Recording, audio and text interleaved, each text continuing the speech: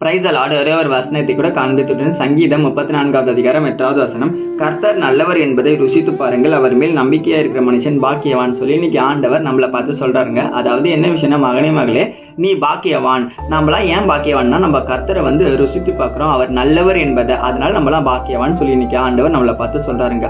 சரிப்பா, ருசித்து பார்க்கறதுனா என்ன அப்படின்னு பார்த்தீங்கன்னா, ஒரு ஆப்பிள் மரம்னு வச்சுங்களேன். அந்த ஆப்பிள் மரத்தில் நிறைய ஆப்பிள் இருக்கு. அதை நம்ம தூரத்துலேருந்தே பார்த்துட்டு அதை ரசிச்சுட்டு இருந்தால் அதோட டேஸ்ட் நமக்கு தெரியுமா? அதை பறித்து சாப்பிட்டா தானே அதோட டேஸ்ட் தெரியும்.